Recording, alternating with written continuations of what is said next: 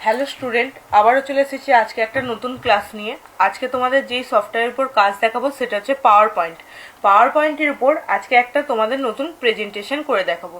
তাহলে চলো ভিডিও শুরুতেই প্রথম আমরা দেখে নিই যে কি ধরনের ভিডিও আমরা আজকে ক্লাস করতে চলেছি। তারপর আমি স্টেপ বাই স্টেপ কিভাবে কাজটা করতে হবে তোমাদেরকে দেখাবো। ঠিক আছে?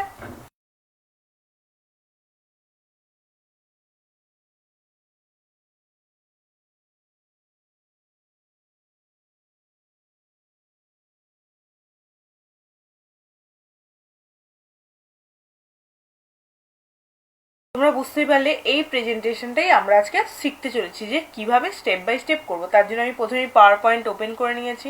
এরপর আমি ইনসার্ট ট্যাবে গেলাম। যাওয়ার পর আমি এখান থেকে কি করলাম, পিকচারটাকে নিয়ে নিলাম। তোমরা চাইলে যে কোনো পিকচার নিতে পারবে। আমার মনে হয়েছে এখান থেকে এই আকাশের ছবিটা নেওয়ার, তাই জন্য আমি এখান থেকে এই ছবিটা নিলাম। এরপর কি করব দেখো, পিকচারটাকে পুরো পেজেতে পুরো ঠিকঠাক করে বসিয়ে নিলাম। এরপর আমি আবার ইনসার্ট ট্যাবে গেলাম। যাওয়ার পর এখানে কি করলাম, আবার সেখান থেকে পিকচারে গেলাম। পিকচার থেকে সেম পিকচারটা আমি দেখো আবার নিয়ে আসছি। এবার এটাকে কি করব, একটু ছোট করব। তার জন্য তোমরা দেখো আমি কিভাবে অ্যাডজাস্ট করছি। ঠিক আছে, ছবিটার সাথে যাতে ঠিকঠাকভাবে ম্যাচ হয় সেইভাবেই আমি এখানে ম্যাচ করব ছবিটা। তোমরা দেখতেই পাচ্ছ আমি দেখো ছোট করছি, অ্যাডজাস্ট করছি পিকচারটাকে। আশা করছি বুঝতেই পারছো কিভাবে করছি অ্যাডজাস্টটা। গাছের সাথে আর যে আকাশটা ছিল আকাশের সাথে আমি আমার মতো করে একটু অ্যাডজাস্ট করে নিলাম। এরপর কি করলাম, শেপসে গেলাম। শেপস এখান থেকে টেক্সট বক্সটা নিলাম। টেক্সট বক্সটা নিয়ে আমি এখানে লিখে দিচ্ছি এসজে ইনস্টিটিউশন। এরপর আমরা যথারীতি কি করব, লেখাটার মধ্যে ফন্ট চেঞ্জ করলাম। এখান থেকে এরিয়াল ব্ল্যাক দিলাম এবং লেখার সাইজটা দেখো তোমরা দেখতেই পাচ্ছ স্ক্রিনেতে 103 আমি ডাইরেক্ট দিয়ে দিলাম। তোমরা যদি মনে করো তোমরা তোমাদের মতো করে আস্তে আস্তে বাড়িয়ে দেখে নিতে পারো যে কিভাবে তোমরা কত সাইজ দেবে। এবার দেখো আমার যেই জায়গাটায় টেক্সটটা ঠিকঠাক রাখলে অ্যাডজাস্ট হবে, আমি দেখো সেই জায়গাতে আমার টেক্সটটাকে অ্যাডজাস্ট করে নিচ্ছি। পিকচারের সাথে আর টেক্সটার সাথে আমি ঠিকঠাক করে অ্যাডজাস্ট করে নিচ্ছি। এরপর ওই পিকচারটা যেটা ছোট ছিল সেই পিকচারটা প্লাস হচ্ছে টেক্সটটাকে সিলেক্ট করে এখান থেকে মার্জ শেপস থেকে 2 নাম্বারটা হচ্ছে কম্বাইন, এই অপশানটাকে দেখো আমি চুজ করে নিচ্ছি।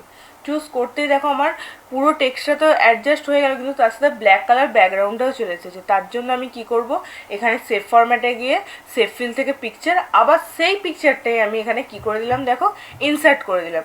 ইনসার্ট করে দিতে কি হয়ে গেল দেখো, আমি পেজটার সাথে যে ওই পিকচারটা ছিল সেই পিকচারটাকে এবার অ্যাডজাস্ট করব। তোমরা দেখতেই পাচ্ছ কিভাবে অ্যাডজাস্ট করব। এবার অ্যানিমেশনে গেলাম। যাওয়ার পর আমার পিকচারটা সিলেক্ট করাই আছে, ওখান থেকে আমি কি করলাম, চুজ করলাম ফ্লাইং বলে এন্ট্রান্স করলাম। আর স্টার্টের এখানে আমি করলাম উইথ প্রিভিয়াস। আর এখান থেকে যে ডিউরেশনটা আছে সামান্য পরিমাণে বাড়িয়ে দিয়ে আমি দেখো কি করলাম, এখানে একটু বাড়িয়ে দিলাম, 18.00 করে দিলাম। এরপর দেখো আমি পিকচারটাকে কি করে নিচ্ছি, বড় করে বাড়িয়ে নিচ্ছি পুরো পেজ ওয়াইজ যেভাবে ছিল। পেজ ওয়াইজ যেভাবে ছিল করতে দেখো পিকচারটা কি হয়ে গেল, মিলে গেল টেক্সটার সাথে।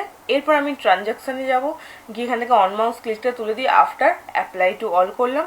করার পর আমরা যেভাবে কি করি অ্যানিমেশন দেখি, F5 কিবোর্ডে প্রেস করলাম। প্রেস করতেই দেখো এখানে আমার অ্যানিমেশন স্টার্ট হয়ে গেছে বা প্রেজেন্টেশনটা রেডি হয়ে গেছে।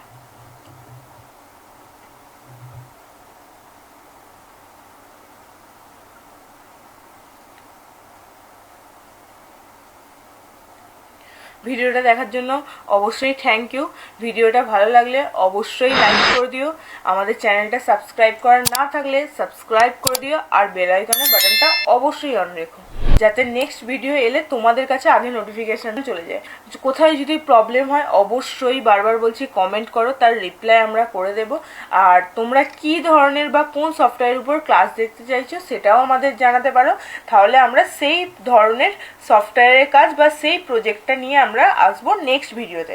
আজকের মতো এতটুকুই ক্লাস, আবার দেখা হচ্ছে পরের ভিডিওতে। ঠিক আছে, টাটা।